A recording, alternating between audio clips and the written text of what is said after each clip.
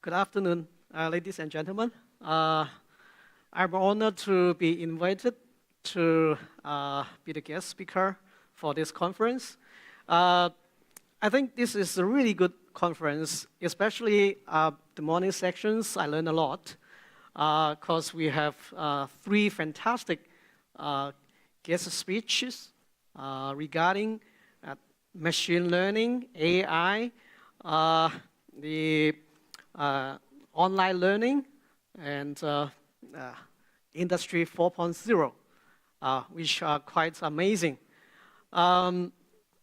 My talk today is not so in a high-tech or fancy fashion, but I would like to introduce you, especially for the academics and for our students, a new approach to the big data mining and analysis, which we call the Data Technology Assisted Content Analysis Method. Let me first introduce the organization that I'm representing. Asia Pacific Internet Research Alliance is a consortium consisting of organizations, scholars, and industry experts from the Asia Pacific regions. The representative from Hong Kong is HKIRC, which is the domain registrar in Hong Kong. Actually, we had annual meetings in different countries and regions. Regarding the companies that I'm representing, ERS is a Macau-based company. We started our business in Macau 10 years ago after 13 years teaching at the University of Macau as a professor. And I started the company. Now we have the branch office in Hong Kong called uMax Data Technology Limited. And we also have a branch in Taiwan and in the mainland. What we are doing at the moment is we try to integrate technology, big data, and research methodologies in order to provide the solutions to our clients from the governments, industry, and academics. Today, I'm going to introduce the solutions which we self-developed for all these three sectors that I have mentioned with different kinds of levels of services. And this is our vision. We started with data this morning. Mr. Benny said that data can bring you values. Yes, we believe that data can generate, if you use it correctly, what we call you from do the do the things right, do the right things. I think we do the right things right. From data to value, how we can leverage the data to values, no matter in the business or policies or in academics. And regarding this talk, I'm trying to focus on the online parts. That is, when we are dealing with data, what we talk about from the internet is the digital, especially for our communication majors. What we are dealing with every day is the digital data from from news, forums, social media like Facebook, Twitter, YouTube, Instagram, etc., etc. So when we talk about big data, actually there are different kinds of big data. If you mix up them, then it's very difficult for you to understand or to apply in a correct way or in the right way. For example, we have big reference data, traditionally we have the business directory or client's information, big transaction data, like the e-commerce, communication, supermarkets transaction, credit cards transactions, web blogs, which are the behaviors, the browsing behaviors of the users on the internet, and they are stored in the servers. And the sensor states like the sky eyes that one of the speakers mentioned this morning, a lot of sensors or cameras, CCTVs. And also we have the social data. That is the textual data, including text, audio, and videos. So look from the top to the bottom. The lower the chart here I show you, the more unstructured of the data, which means that traditionally when we use the Microsoft Excel, you are dealing with the structured data. But nowadays, when we are dealing with the social media data, they are all unstructured. So it's more difficult for you to handle the unstructured data. The first thing you need to do is how to transform the unstructured data into structured data. And nowadays, the technology or methods that we use for analyzing the big data, like for structured data, we have very mature statisticals or mature methods to handle this structured data. But for unstructured data, still we are trying to develop, or we are trying to use different kinds of methods like textual analysis, semantic analysis, network analysis. What I'm trying to tell you today is two things that we are trying to combine together, which is machine learning and manual content analysis. Why? What is commonly doing for big data analytics? This morning, the speakers mentioned a lot about data analytics. Actually, I'm a little bit critical about the big data analytics, especially for handling the textual data. I mean, big data analytics work well on the structured data. Yeah, it's very good, and especially for the logistics, for the industry, for the transaction, for the client's information, this kind of behavior with regularities and patterns. Unfortunately, the big data analytics do not satisfy, especially in these occasions, academic requirements on textual data. Academics need methodology. Nowadays, big data analytics seems like a black box. You don't know how it works out. You don't know the algorithm. Most of the time, the algorithm is business secret, right? Academics need conceptualization and operationalization. Academics need research design. Academics need to answer their research questions. Academics need analytical strategies upon their research demand. Academics don't need preset dashboards, right? So the current practice by big data analytics on textual or social data mostly generates the results like source distribution, the volumes of the buzz, classification of some topics, trends and paths, engagement of the users on the social media, sentiment analysis with positive or negative attitudes. Unfortunately, these are not enough. What we need more is multivariate analysis, relation analysis, social network analysis, and the methodology that we use for solving or answering our research questions. So big data analytics ignore what academics concern, like coverage, the data's coverage. It means whether the data is reliable or representative. Measurement, what can be measured, how can be measured. Interpretation, what can be analyzed and how to interpret the results. So the machine can solve this, like the context, identification of the sentiments, the sarcasm of the language, and the value judgment of your text, the meanings.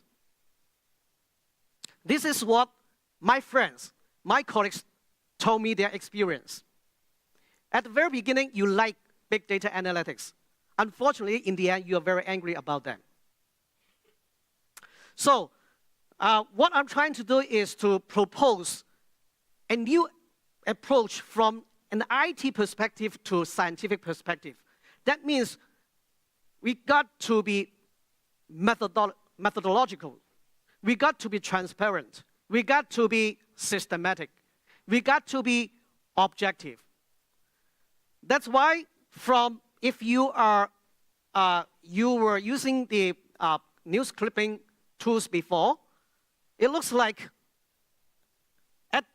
before we use the news clipping. Even nowadays, we use social media listening and brand monitoring. What we can get is the symbols, signals, information, or message. It's very hard to generate the insights or the academic results, statistical results. That's why we got to go further in the concept of web mining and in-depth analysis.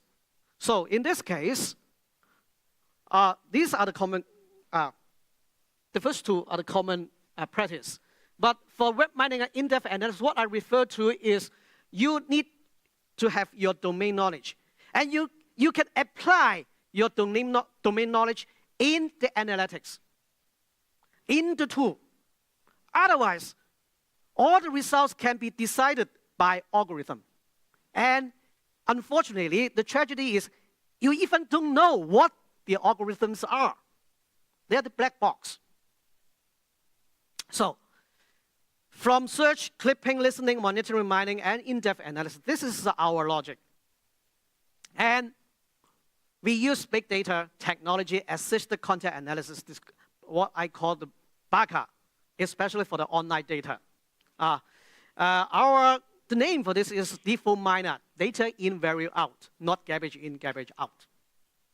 And we started with the structuralization of big data. You can do online or offline data, web mining, machine learning, social network analysis, in order for us to discover the patterns of the data. And further, we can do the online content analysis. You can use manual coding, machine coding, or machine learning coding. In the end, you can fulfill your research demand. Right? And this is the flow chart of the big data technology assisted content analysis.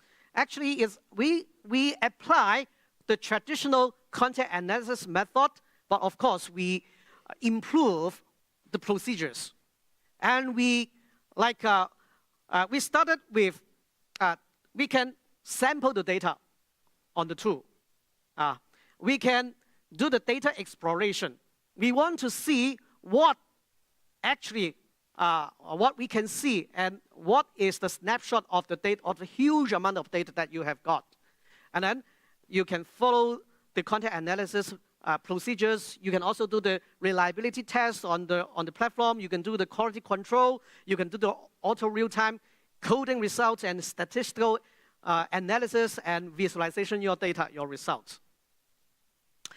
And that is why with the technology, with the big data technology, with the cloud computing, it's possible for us to build a one-stop cloud-based platform, default miner.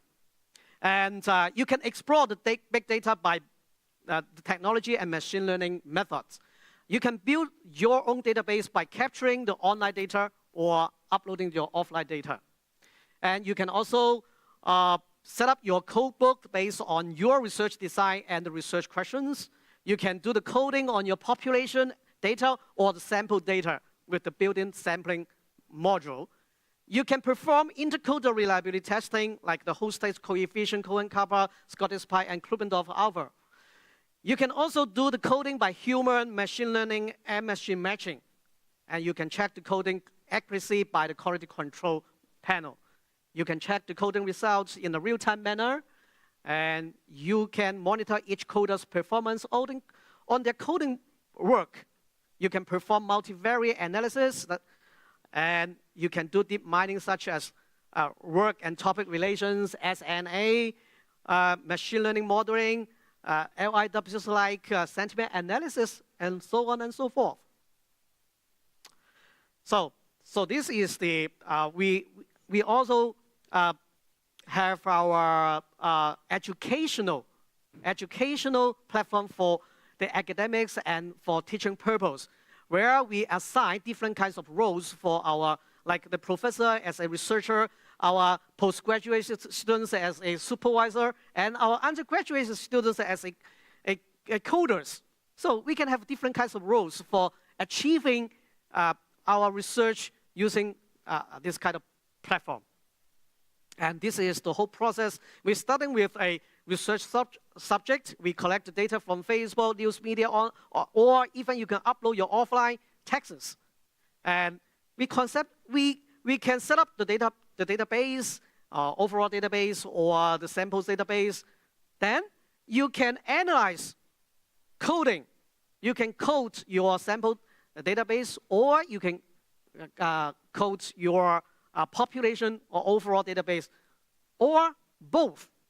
But in the end, you can do the analysis in the one-stop platform. So in terms of application, actually, my team in the 4 places, Chinese mainland, Taiwan, Hong Kong, and Macau, what we are doing is we can provide crisis management, brand image monitoring, public opinions, academic research report, campaign effectiveness measures, and document analysis. I think I can have some more time, right? Okay, thank you very much. And let me just show you some of the cases. For example, the research cases that we work before, and all the cases that I'm presenting to you are public already, okay? They are either on journal articles, conference, books, chapters, or Facebook. We post them on our Facebook fan pages. Research cases. Like this is the first one that we presented in the ICA in Prague last year. Crisis management in public relations about children abuse events in kindergartens in China. So we have our research questions, and then use our platform. You can work on the results. You can do the statistical analysis with the platform. These are the results that we presented in our paper. And the second case is the literature reviews. We use our platform we upload more than 800 journal articles in Chinese about the media convergence, so that we can set up our codebook in our platform. Then we can do the coding. Some of the coding are machine matching coding, and some of the codings are by human. In the end, we can have the coding results for the analysis. And this is the first step. The second step is we collect the data from the internet, from the news, from the blog, from the experts and websites, so that we can compare the academic understanding of the convergent versions between academic and the industry, so that we can do the comparison. And after that, our database is on the platform. Our results also on the platform. Whenever we have the new data coming in, then the result will be automatically updated. So next time, maybe 3 months later, I can have another paper, because I can do the time series analysis. So this is quite interesting for doing this kind of research. This is some of the, and then this is the health communication. We work with a professor from University of Macau and a professor from Switzerland on the non-communicable disease in mainland China and neighboring areas. The same methodology and the same approach. These are the results. And regarding commercial cases, we can evaluate organization favorability and awareness. And we can also find out the consumer's concerns, and also discover the KOL and hot posters, and catch up with competitors. Or manage the crisis and risk flagging via email, WhatsApp, and WeChat. Whenever you go, you can check what's happening with your brand name, what's happening with your services. Policy and public opinion cases. We work on this. Of course, this is not from our clients. This is public already. Our team in Hong Kong did it for promotional purpose. But we can work on this, like a quick overview on sentiments of different media sources, on bus sources, bus allocation, and their sentiments. On the agendas they consume respectively, and even to track down the sentiment changes on an hourly basis. And we can do the in-depth analysis, like a focus at a deeper level of items. This is very important. Actually, when you are using machine to analyze the textual data, it's very difficult to go a deeper level of the unit of analysis. Mostly like you can analyze the transportation, education, medical care at this level. But if you want to go deep into whether the transportation problem is about the traffic lights or the accidents, it's very difficult for the machine to go deeper in a acceptable accuracy level. So in this case, we try to use the in-depth analysis with our human coding together so that we can dig deep. And what are the attention of different parties? Like you have to know your stakeholders. And this is also the timeline and topical analysis before and after the release of the public address. Okay? And we conduct something similar in Macau. Annually, we came up with this kind of reports publicly. And in Taiwan, our team in Taiwan studied the policy and the political issues in Taiwan. Okay? So I think this is what I'm trying to tell you, what we are doing, and hopefully in the future we can have a chance to work with this with our platform. Thank you very much.